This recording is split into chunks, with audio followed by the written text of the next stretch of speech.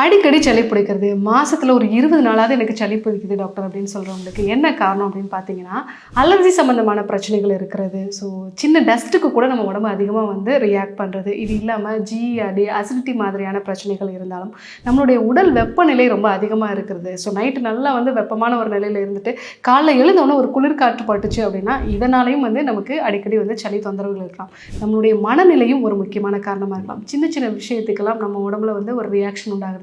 So மனதிலையும் ஒரு பதட்டமான ஒரு நிலை உருவாக்குறது, கோபம் அதிகமாக வருது. இதெல்லாம் கூட அடிக்கடி சளி இருக்கிறதுக்கு ஒரு முக்கியமான காரணமாக இருக்கலாம். ஸோ இந்த மாதிரி சளி தொந்தரவுகள் இருக்கிறவங்க திரிகடுகு சூர்ணம், சுக்கு, மிளகு, திப்பிலி இது மூன்றும் சேர்ந்து தான் திரிகடுகு சூர்ணம். இந்த திரிகடுகு சூர்ணம் ஒரு 1/4 டீஸ்பூன் அளவுக்கு நம்ம வெதுவெதுப்பான பாலோட சேர்த்து தொடர்ந்து எடுத்துக்கிட்டோம் அப்படின்னா அடிக்கடி இருக்கக்கூடிய சளி தொந்தரவை நம்ம சரி செஞ்சுக்கலாம்.